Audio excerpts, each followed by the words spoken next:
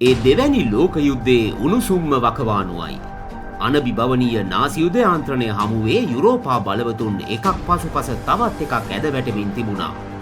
ලෝම බිහිතියෙන් සලිත කළ අක්ෂ සන්ධානයේ නැගෙනහිර පාර්ශවකරුවා වූ ජපානයද අග්නිදිගාසියාවේ රටවල් එකින් එක යටත් කරගන්නට කටයුතු කරමින් සිටියේ පැසිෆික් සාගර කලාපය වෙතද තම බල පරාක්‍රමය විහිදුවාලමින්.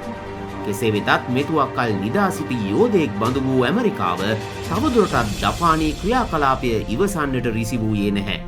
සම්බාධක අවියෙන් පහර දුන් ඇමරිකාව ඒ හරහා ජපනුන්ගේ අධිරාජ්‍ය ව්‍යාප්තියට වැටබඳින්නට උත්සාහ කළ නමුත් තම සිහිනය අතහරින්නට සූදානම් වූයේ ජපනුන් නොවේ.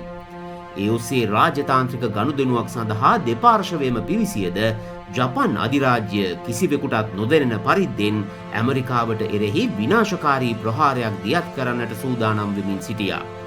එතෙක් ලොව දැක තිබූ දැවැන්තම නාවික ප්‍රහාරක බලමුළුව පැසිෆික් සාගරයට පිවිසියේ එහි ප්‍රතිඵලයක් ලෙසයි. ජපනුන්ගේ ඉලක්කය වූයේ හවායි දූපත් අතර පිහිටි පර්ල් හාබර්. දින 10ක් මුළුල්ලේ දැඩි අභියෝග මැද යාත්‍රා කළ ජපාන ප්‍රහාරක බලමුළුව ඇමරිකානුන්ගේ දැස මගහැර ඔවුන්ගේ එලිපත්තටම ළඟාවන්නට සමත් වුවත් ප්‍රහාරය දියත් කරන්නට හෝරාවකට මත්තෙන් සියලු සැලසුම් සතුරු දැස අභිමුව නිරාවරණය වුණා. එනමුත් ඉතිහාසයේ Taman අත්විඳින්නට නියමිත වූ බරපතලම පරාජය වළක්වා ගන්නට ඇමරිකානුවන් උනන්දු වූයේ නැහැ. ජපන් අධිරාජ්‍ය සිහිනය දිනාදීම උදෙසා අඩ්මිරාල් හිරොසොකු යමමොටෝ විසින් සැලසුම් කොට දියත් කරනු ලැබූ පර්ල් හාබර් ප්‍රහාරයේ දෙවැනි දිගහැරුමයි මේ.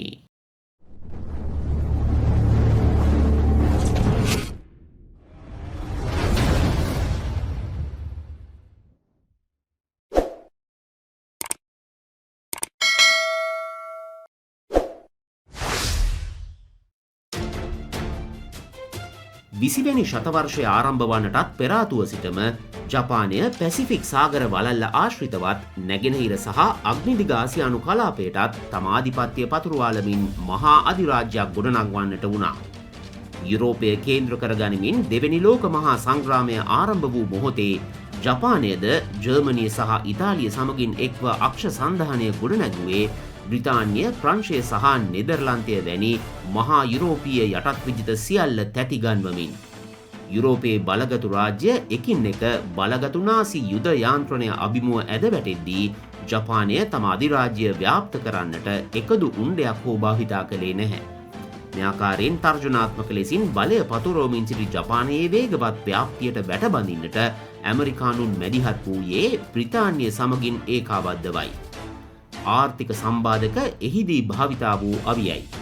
ජපානයේ ඉන්ධන අවශ්‍යතාවයෙන් 80%ක්ම සැපයූ ඇමරිකාව හිටි හැටියේම එම සැපයුම් නවතාලානට කටයුතු කිරීම ඇමරිකානු බැංකුවල තැන්පත් කොට ඇති ජපාන වත්කම් අවහිර කිරීමටත් වඩා කෙතරම් බරපතල පීඩනයක්ද යන්න ඔබ වටහා ගන්නවා ඇති.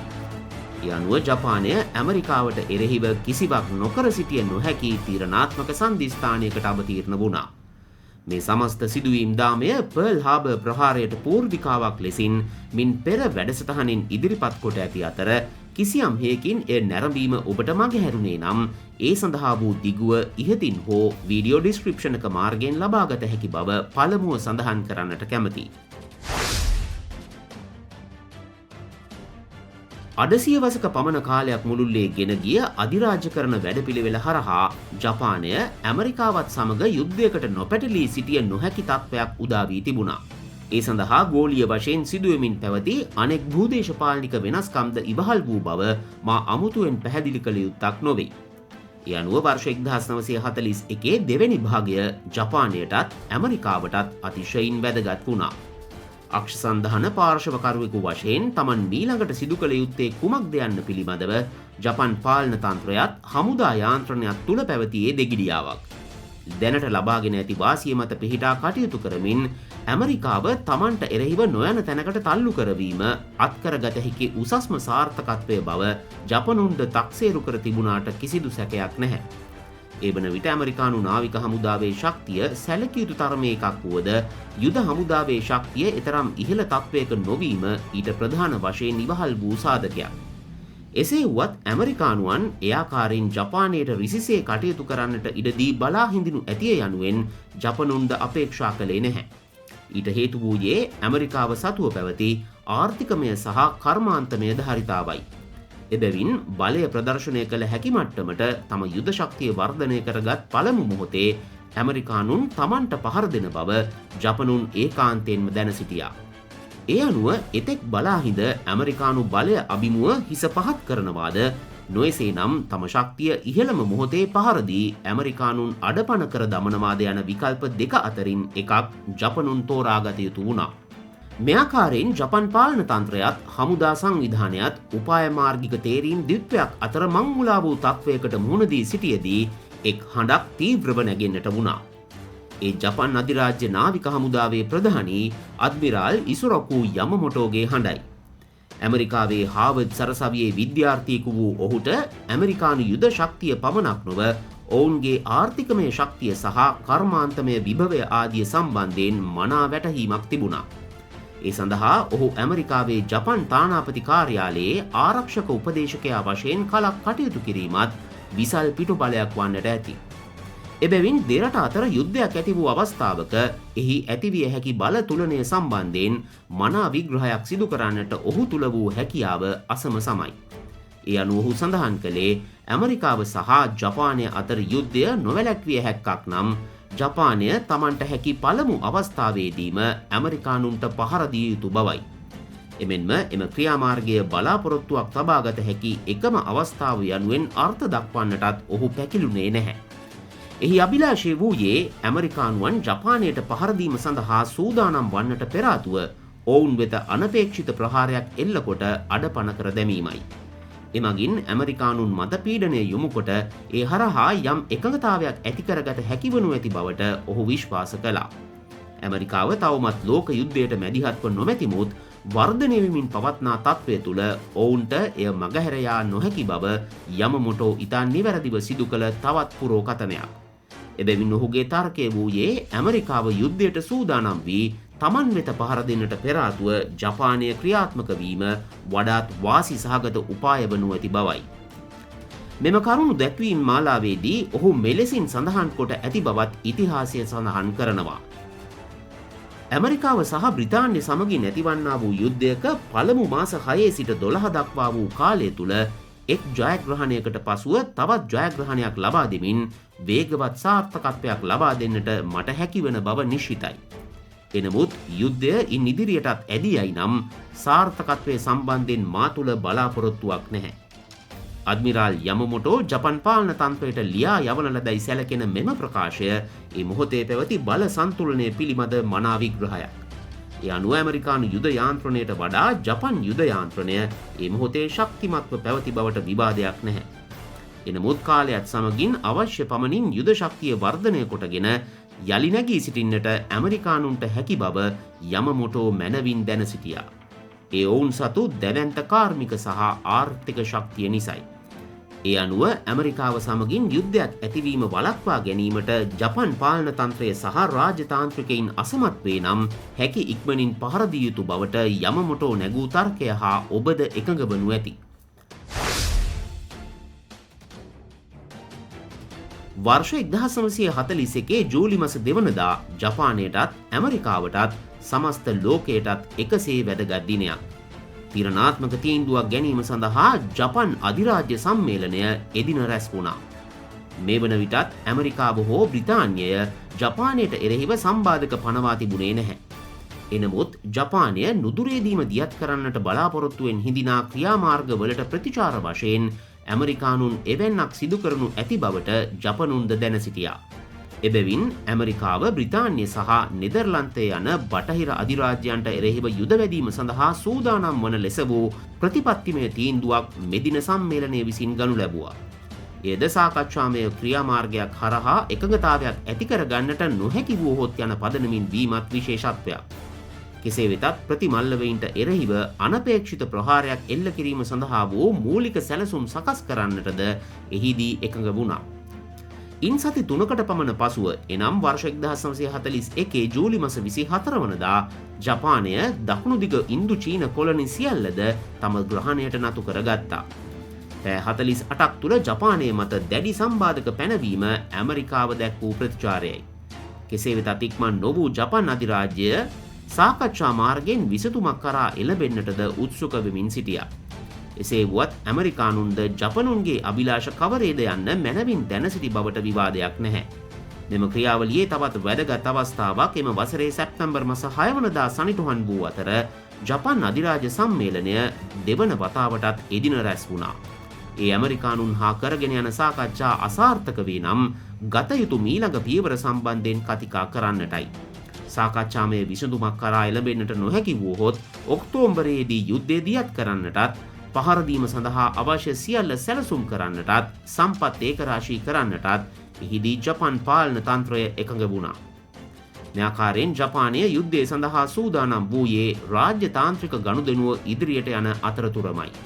ඇමරිකාවේ ජපන් තානාපති කිචිසබුරෝ නොමුරා ජපානය වෙනුවෙන්ද ඇමරිකානු රාජ්‍ය ලේකම් කෝඩෙල් හල් එම පාර්ශවයෙන්ද සාකච්ඡාවල පෙරමුණ ගත්තා. ජපානයේ යුද සූදානම ඉහළ නැංවීම සම්බන්ධයෙන් ඇමරිකානුන් කිසිවක් නොදැන සිටි බවට තර්ක කරන සමහරෙක් ඉතිහාසඥයින් ජපානයට චෝදනා නගන්නේ රාජ්‍යතාන්ත්‍රික ක්‍රියාවලියට එළඹීමේ එකම අරමුණ යුද්ධය සඳහා සූදානම් වීමට කාලය ලබා ගැනීම පමණක් වූ බවයි. කෙසේ වෙතත් යමමොටෝගේ කරුණු දැක්වීම තුළ ජපනුන් යුද උන්මාදයකින් යුතුව කටයුතු කළ බවක් නම් පිළිඹිබුවන්නේ නැහැ. ජපනුන් සැලසුම් කළ ප්‍රහාරය තුළ වූයේ ඊටම නිර්වුල් සහ සරල පරමාර්ථයක්. එක් ප්‍රහාරයක් මගින් ඇමරිකානු නාවික හමුදාවේ යුද නෞකා සහ ගුවන් යානා ප්‍රවාහන නෞකා සමූහය ඇතුළු නැව්මුළුව සහ මුලින්ම අඩපණ කර දැමීම ජපන් යුද සැලසුම්කරුවන්ගේ ඉලක්කය වුණා. එහි අරමුණ වූයේ පැසිෆික් සාගර කලාපයේ සමස්ත ආධිපත්‍ය කෙටි වේලාවක් තුළ ජපනුන් සතු කර ගැනීමයි. ඒ හරහා මීළඟට තම ඉලක්කයන් වූ පිලිපීන දූපත් සමූහය, ඉන්දුනීසියානු දූපත් සහ මලයාසියාව තම ග්‍රහණයට ගැනීමේ ප්‍රයත්නයට ඇමරිකානුන් එදිරිවීම වළකා ගන්නට ඔවුන් අරමුණු කළා. මෙම අරමුණු සියල්ල වඩාත් හොඳින් සාක්ෂාත් කර ගැනීම සඳහා පහර දීමට සුදුසුතුම ඉලක්කය තෝරා ගැනීම ජපන් යුද සැලසුම්කරුවන් අභිමුව නිර්මාණය වූ මීළඟ අභියෝගයයි. සංග්‍රාමික උපාය මාර්ගික සහ වෙනත් පැතිකඩ රාශියක් සලකා බැලීමෙන් අනතුරුව හවායි දූපත් සමූහයට අයත් පර්ල් වරාය තම ඉලක්කය ලෙසින් තෝරා ගන්නට අඩ්මිරාල් යමමොටෝ ප්‍රමුඛ ජපන් නාවික ප්‍රධානීන් තීරණය කළා. ඔහාවු දූපතේ පිහිටියා වූ එම වරායම තෝරා ගන්නට ඉවහල් වූ ප්‍රධානතම කාරණය වූයේ ඇමරිකානු නාවික හමුදාවේ පැසිෆික් බලකාය එහි ස්ථානගත කර තිබීමයි. ඒ වෙත නිසියාකාරව ප්‍රහාරයක් එල්ල කරන්නට හැකිවේ නම් තම අරමුණු පූර්ණ වශයෙන් සාක්ෂාත් කරගත හැකිවන බව ඔවුන් දැන හිඳින්නට ඇති. එමෙන්ම ජපානයට සැතපුම් 4000ක් පමණ ඔබ්බෙන් වූ හවායි දූපත් සමූහය වෙත ප්‍රහාරයක් එල්ල කරන්නට තරම් ජපනුන් ධෛර්ය සම්පන්න නොවන බවට ඇමරිකානු රාජ්‍ය යාන්ත්‍රණය තුළ වූ දෝෂ සහගත අවබෝධයද මෙහිදී මනාව උපයෝගී කරගන්නටත් අඩ්මිරාල් යමමොටෝ උපායශීලී වුණා. එමගින් ප්‍රහාරයේ රහස්‍ය භාවය උපරිමයෙන් රැක ගැනීමට හැකිවන බව ඔබද වටහා ගනු ඇති. මේ ආකාරයෙන් තෝරා ගන්නා ලද ඉලක්කය වෙත පහර දීමේ මූලික උපාය වූයේ දැවැන්ත ගුවන් ප්‍රහාරයක්. එම යානාවන් ප්‍රහාරය දියත් කිරීමේ කඩයිම වෙත ගෙන යාම සඳහා ගුවන් යානා ප්‍රවාහන නෞකා 6ක් සූදානම් කළ අතර ආරක්ෂාව සහ සැපයුම් සඳහා තවත් නෞකා ගණනාවක්ද එක් කරනු ලැබුවා. මෙහිදී පර්ල් වරාය සහ ආශ්‍රිත ප්‍රදේශයේ පරිමිත අනුරූ ඉදිකොට ප්‍රහාරය සැලසුම් කරන ලද අතර එවැනිම ආකෘති යොදා ගනිමින් පුහුණුවීම්ද සිදු කරනු ලැබුවා.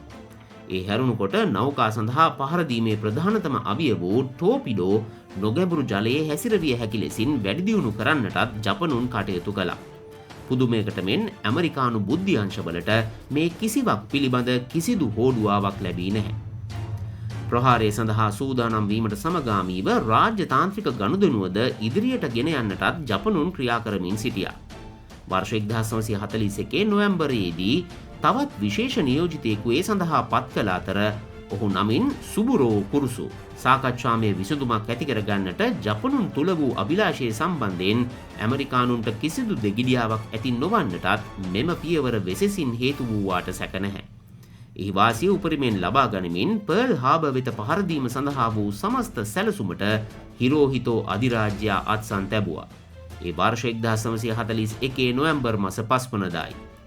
ප්‍රහාරය දියත් කිරීම සඳහා දෙසැම්බර් මාස 7 වන ඉරිදා දිනය තෝරාගෙන තිබුණේද හේතු කිහිපයක් පදනම් කර ගනිමින්. ප්‍රහාරය දියත් කිරීම සඳහා දෙසැම්බර් මාස 7 වනදා දිනය තෝරාගෙන තිබුණේද හේතු කිහිපයක් පදනම් කර ගනිමින්. ඉරිදා දිනයක් වූ එදින සාමාන්‍යයෙන් නාවිකයින් වෙනදාට වඩා සැහැල්ලුවෙන් සහ විවේකයෙන් ගත කරනවා. එමෙන්ම ඒ වන විට ඇමරිකානු පැසිෆික් නාවික බලකායට අයත් නෞකාවලින් සැලකිය යුතු තරමේ ප්‍රමාණයක් වරායේ නැංගුරම් ලනු ඇති බවට ජපාන බුද්ධියංශ තහවුරු කිරීමද එම තීරණය සඳහා ඉබහල් වූ බව නිසැකයි. ජපානය සහ ඇමරිකාව අතර කෙරීගෙන ගිය සාකච්ඡාවල මූලික අභිලාෂය වූයේ යුද්ධයක් ඇතිවීම වළක්වා ගැනීමයි. එමෙන්ම ජපානය මත ඇමරිකාව පනවා ඇති සම්බාධක ඉවත් කර ගැනීමත් නැගෙනහිර ආසියාතික කලාපයේ ජපාන් ආධිපත්‍ය පිළිගැනීමත් ජපාන පාර්ශවය අපේක්ෂා කළාට සැක නැහැ. ඇමරිකානුන්ගේ අභිප්‍රාය වන්නට ඇත්තේ පැසිෆික් කලාපයේ තම බලය තහවුරු කර ගැනීම සහ නැගෙනහිර ආසියාව දෙසට ව්‍යාප්ත වීමට ඇති ඉඩ ප්‍රස්ථා පුළුල් කර ගැනීමයි. කෙසේ වෙතත් දෙපාර්ශවය විසින්ම සාකච්ඡා හරහා අපේක්ෂා කළ දේ කිසිවෙකු අනෙකා වෙත ලබා දීමට එකඟ නොවන සුළු ඉල්ලීම් බවට කිසිදු විවාදයක් නැහැ. මෙවන් නොපෑහීම් මධ්‍යයේ සාකච්ඡා ඉදිරියට ගියද සාධනීය එකඟතාවයක් ඇති කර ගැනීමේ ඉඩ ප්‍රස්ථා සීමිත බැව් ඔවුන්ට පවා වැටහෙන්නට ඇති. ඒ අනුව යුද්ධය හෝ සාමය තීරණය කරන තීරණාත්මකම යෝජනාව වර්ෂ 1941 නොවැම්බර් මාස 26 වනදා ජපාන රාජ්‍ය තාන්ත්‍රිකයින් වෙත භාර කරන්නට ඇමරිකානු රාජ්‍ය ලේකම් කෝඩෙල් හල් කටයුතු කළා. එහිදී සඳහන් වූයේ චීන ස්වෛරීත්වය පිළිගනිමින් ජපානය චීනයට අයත් භූමියෙන් ඉවත් විය යුතු බවයි. එමෙන්ම ජපානය තම හමුදා ඉන්දු චීන කොලනි ප්‍රදේශයෙන් ඉවත් කර ගැනීමද යම් එකඟතාවයක් ඇති කර ගැනීම සඳහා කොන්දේසි වශයෙන් ඉදිරිපත් කොට තිබුණා. දහල් නෝට් වශයෙන් ඉතිහාසයට එක්ව ඇති මෙම යෝජනාවලිය ජපානය විසින් ප්‍රතික්ෂේප කිරීමත් සමගින් සාකච්ඡා මාර්ගයෙන් මෙම අර්බුදය විසඳා ගැනීමට තිබූ සියලු අවස්ථා ඇහිරී ගියා. කෙසේ හෝ වේවා ඇමරිකානුන් නොදැන සිටි කාරණය වූයේ හල් සටහන ජපනුන් අතට පත් කෙරෙන මොහොත වන විටත් අති දැවැන්ත නාවික බලකායක් ජපානයෙන් දියත් කොට පැසිෆික් සාගරය තරණය කරමින් හවායි දූපත් කරා යාත්‍රා කරමින් සිටි බවයි. බොහෝ දුරට එම නාවික බලමුළුව එතෙක් ලෝකයා දුටු විශාලතම නැව්මුළුව වීමට හැකියාව තිබුණා. කිඩෝ බුතායි යනුවෙන් නම් කොට තිබූ ප්‍රහාරක නැව්මුළුව ගුවන් යානා ප්‍රවාහන නෞකා එසේත් නැතිනම් එයාක්‍රාෆ්ට් කැරියර්ස් 6කින් සමන්විතයි. අකාගි, කගා, සොර්යු, හිර්යු, ශොකාකු සහ ශුයිකාකු යන එම නෞකාවල ආරක්ෂාව සඳහා බැටල්ෂිප් ගණයෙහිලා සැලකෙන යුද නෞකා ද්විත්වයක්, ක්‍රූසර් වර්ගයේ නෞකා 3ක්, ඩිස්ට්‍රෝයර් වර්ගයේ නෞකා 9ක් සහ සබ්මැරීන 20ක් මෙම ප්‍රහාරක නැව්මුළුවට එක්කොට තිබුණා. තවත් නෞකා 8කින් පමණ මෙම නැව්මුළුව සඳහා අවශ්‍ය ඉන්ධන රැගෙන යාත්‍රා කළ බවත් සඳහන්. සමස්ත මෙහෙයුමේ අනදෙන්නා වශයෙන් අද්මිරාල් ඉරොසොකු යමමොටෝ කටයුතු කළා. ඔහුගේ මෙහෙයවීම යටතේ වයිස් අද්මිරාල් චුයිචි නබුමෝ වෙත ගුවන් ප්‍රහාරය දියත් කිරීමේ වගකීම පැවරී තිබුණා. එමෙන්ම ප්‍රහාරක ගුවන් යානා සමූහයේ ප්‍රධානියා වශයෙන් පත් කරනු ලැබ තිබුණේ කමාන්ඩර් මිත්සුවෝ ෆුචිඩායි. ඇමරිකානු නාවික හමුදාවේ නෞකා ඉලක්ක කිරීමේ මූලික වගකීම ටෝපිඩෝ සහ බෝම්බ හෙලීමේ ගුවන් යානාවලට පවරා තිබුණා. ඒ අතරින් නකජිමා B5N වර්ගයේ යානා ටෝපිඩෝ බොම සහ ලෙවල් බොම යන කර්තව්‍යයන් ඉටු කළ අතර Aichi D3A යානා ඩයිව් බොම කර්තව්‍ය ඉටු කළා. ලෙවල් බොම යානාවන් යොදා ගැනීමට හේතුව පර්ල් හාබර් ආශ්‍රිතව පිහිටා තිබූ ගුවන් ධාවන පත සහ ගුවන් යානා අංගන වෙත පහර දී විනාශ කර දැමීමයි. මෙම යානාවල ආරක්ෂාව තහවුරු කිරීම සහ ප්‍රතිප්‍රහාරක යානා පැමිණියහොත් ඒවාට මුහුණ දීම සඳහා Mitsubishi A6M0 වර්ගයේ යානාවන්ද මෙම ප්‍රහාරක යානා මුළුවට එක්කොට තිබුණා. ඒ අනුව ප්‍රධාන ගුවන් ප්‍රහාරක මුළුව යානා 353කින් සමන්විත වූ බව සඳහන්. ජපන් දේශයේ උත්තරීතර වූ අරමුණ සාක්ෂාත් කර ගැනීමේ අභිලාෂයෙන් පැසිෆික් සාගරයට බට නැව්මුළුව තම ගමන් ආරම්භ කළේ ජපානයේ හිතෝකප්පු බේ නම් වරායෙන්. පැසිෆික් සාගරයේ වඩාත් ඉහළින් වූ සමුද්‍රීය මාර්ගයක් තෝරා ගන්නට අද්මිරාල් යමමොටෝ මෙම මෙහෙයුම සඳහා තීරණය කොට තිබුණා. මෙම මාර්ගය නිරන්තර කාලගුණික වෙනස්වීම් වලට සහ කැළඹීම් වලට භාජනය වන්නක් වන බැවින් එය කාර්යබහුල නාවික මාර්ගයක්ද නොවේ. එය වෙනත් නෞකා මගින් නිතර භාවිතා නොකළ එකක් වීම නිසා මිත්‍ර පාක්ෂික හමුදාවන්ගේ ආවේක්ෂණයට හසු වූයේද නැහැ. ඒ අනුව මාර්ගය තෝරා ගැනීමද උපක්‍රමික සාධක මත පදනම්ව ගනු ලැබුවක් බව ඔබට වැටහෙනවා ඇති. මේ හැරුණුකොට යාත්‍රා කිරීම ආරම්භයේ සිටම පූර්ණ රේඩියෝ නිහැඩියාව එසේත් නැතිනම් ටෝටල් රේඩියෝ සයිලන්ස් නියමය අනුගමනය කරන්නට ජපන් නාවිකයින් කටයුතු කළේද සතුරාට තම අරමුණ කිසිදු අයුරකින් හෙළිවන්නට ඉඩ නොතැබීම සඳහායි. ප්‍රහාරය දියත් කිරීමේ ඉසව්වතෙක් සැතපුම් 3000ක පමණ දුරක් ගෙවා යා යුතු වූ අතර පෙර සූදානම් කරගන්නා ලද තැනකදී යලි ඉන්ධන පුරවා ගැනීමද සිදු වුණා. ඒ සඳහා ඉන්ධන ප්‍රවාහන නෞකා කිහිපයක්ම කල්වේලා ඇතිව එම ප්‍රදේශයට ළඟා වී සිටි බවත් සඳහන්. ඒ අනුව ජපනුන් ප්‍රහාරය එල්ල කිරීමේ තීරණය ගනු ලැබුවේ නොවැම්බර් මාස 26 වනදාමද යන පැනය මතුවීම අතිශය සාධාරණ බවත් කිව යුතුයි. සැතපුම් 3000ක දුර ගෙවා යාම සැබවින්ම පහසු කටයුත්තක් වූයේ නැහැ. නාවික ප්‍රධානීන් අපේක්ෂා කළ අයුරින්ම බොහෝ කාලගුණික කැළඹීම් වලට මුහුණ පාන්නට මෙම නැවුමුළුවට සිදු වුණා. අනෙක් අතින් මේ ශීත ඍතුව වීම නිසා මුහුදු ජලයේ මිදීම වැනි අතිරේක අභියෝග වලින්ද අඩුවක් වූයේ නැහැ. නැවුමුළුවේ ඒකීය භාවය පවත්වා ගනිමින් යාත්‍රා කිරීම බරපතල අභියෝගයක්. එමෙන්ම ගුවන් යානා නිසි පරිදි නඩත්තු කිරීමත් ප්‍රහාරක සූදානම් තත්ත්වයේ පවත්වා ගැනීමත් අතිශය අසීරු කටයුත්තක් වුණා. එසේ වෙතත් මෙවන් අභියෝගාත්මක සමයක මෙම මාර්ගයම තෝරාගනු ලැබුවේ මෙහෙයුමේ රහස්‍ය භාවය රැක ගැනීමේ අරමුණින් බව ඔබට වැටහෙනවා ඇති. එහි ප්‍රතිඵල ලබා දෙමින් මිත්‍ර පාක්ෂික හමුදාවන්ගේ ගුවන් හෝ නාවික ආවේක්ෂණ කිසිවෙකුට හසුබීමෙන් තොරව දින ගණනාවක් යාත්‍රා කරන්නට හැකි වුණා. ඒ අතර දෙසැම්බර් මාස 2 වනදා අඩ්මිරාල් යමමොටෝ නීතාකා කන්ද තරණය කරනු යනුවෙන් කේතනය කරන ලද පණිවුඩයක් යවන්නට කටයුතු කළා. එබැවින් තම යාත්‍රාවන් ප්‍රහාරය දියත් කිරීමේ ඉසව්ව කරා ක්‍රමානුකූලව යාත්‍රා කරවන්නටත් ගුවන් ප්‍රහාරය සඳහා සූදානම් කරවන්නටත් සෙසු නාවිකයින් වෙත නියෝග නිකුත් වුණා. මේ ආකාරයෙන් දෙසැම්බර් මාස 6 වනදා සවස් යාමයේ වන විට ජපන් ප්‍රහාරක නැවුමුළුව ඔහාවු දූපතට සැතපුම් 230ක් පමණ උතුරින් වූ ඉසව්වක් කරා සේන්දු වී සිටියා. එතෙක් සතුරු දැසට හසු නොවූ ඔවුන්ගේ අරමුණ වූයේ ඇමරිකානු නාවිකයින් විශ්මයෙන් ග්‍රහණයට ගැනීමයි. ඉතා දීර්ඝ වූත් අතිශය කාර්යබහුල වූත් එම රාත්‍රිය ගෙවා දැමූ ජපනුන්ට උදෑසනින්ම මුහුණ දෙන්නට සිදු වූයේ අනපේක්ෂිත පසුබෑමකටයි. පර්ල් වරාය තුළට පිවිසීම සඳහා යොදවනු ලැබූ සමුද්‍රීය ප්‍රහාරක කණ්ඩායමක සමාජිකයෙකු වූ මිජට් සබ්මැරින් යනුවෙන් හැඳින්වෙන කුඩා සබ්මැරීනයක් USS වෝඩ් නම් ඇමරිකානු නෞකාවේ උකුසු ඇසට හසු වුණා. ඩිස්ට්‍රෝය වර්ගයේ නෞකාවක් වූ USS වෝඩ් වහාම ක්‍රියාත්මක වෙමින් එය සතුරු සබ්මැරීනයක් බව තහවුරු කරගත් අතර යොහුසුළුව ඒ වෙත පහර දෙන්නට වුණා. වේලාව වර්ෂ 1941 දෙසැම්බර් මාස 7 වනදා උදෑසන 6:37 වූ නිමේෂයකදී එල්ල වූ මෙම ප්‍රහාරය දෙවැනි ලෝක මහා සංග්‍රාමය තුළ ඇමරිකානු හමුදා විසින් එල්ල කරනු ලැබූ පළමු ප්‍රහාරය වශයෙන් ඉතිහාසයේ සඳහන්. ඩිස්ට්‍රෝය නෞකාවෙන් එල්ල වූ ප්‍රහාරය මගහැර යන්නට අසමත් වූ කුඩා සබ්මැරීනය කෙටි වේලාවක් තුළ මුහුදුබත් වුණා. තම හමුදාවන්ට අතිශය බිහිසුණු ඉරණමක් අත්කරදීම සඳහා පැමිණි මෙම මාරක සබ්මැරීනය කල්වේලා ඇතිව හඳුනාගෙන විනාශ කර දමන්නට ඇමරිකානු නාවිකයින් සමත්වීම ජපනුන්ගේ මාස ගණනක ව්‍යායාමය මුළුමනින්ම වතුරේ හැරීමක් විය හැකිව තිබුණා. එසේ වුවත් ඉතිහාසයේ ලියවීමට නියමිතව තිබුණේ ඒ අයුරින් නොවේ. එබැවින් USS වෝඩ් නෞකාවෙන් මෙම සබ්මැරීනය පිළිබඳව අනතුරු හඟවමින් පර්ල් හාබර්හි පිහිටි පැසිෆික් නාවික මූලස්ථානයට යවන ලද රේඩියෝ සංඥාව සම්බන්ධයෙන් ඉහළ නාවික ප්‍රධානීන් වැඩි අවධානයක් යොමු කළේ නැහැ. එක් අතකින් එම තොරතුරෙහි විශ්වසනීය භාවය සම්බන්ධයෙන් කුකුසක් වූ බව සඳහන් වන අතර අනෙක් අතින් එම තොරතුර එතරම් කලබල විය යුත්තක් නොවන ලෙසින්ද සැලකූ බවත් සඳහන්. එම නිසා පර්ල් හාබර්හි ස්ථානගතව සිටි නාවික ප්‍රධානීන් තම නැවුමුළුව හෝ සෙසු කඳවුරු වෙත අනතුරු හැඟවීමේ සංඥාවක් යවන්නට තරම්වත් උනන්දුවක් දැක්වූයේ නැහැ. ඒ සඳහා එය ඉරිදා දින උදෑසන වීමද හේතුවක් වන්නට ඇති. ඒ අනුව යුද්ධයට නිල වශයෙන් අවතීර්ණ නොවූ රටක නාවික හමුදාව ඉරිදා දිනයේ උදෑසන යම් උකටලී භාවයකින් යුතුව කටයුතු කරන බවට අඩ්මිරාල් යමමොටෝ මෙහෙයුම් සැලසුම් කරනේදී සිදු කළ නිගමනය ඉතා නිවැරදි එකක් බවට පත් වුණා.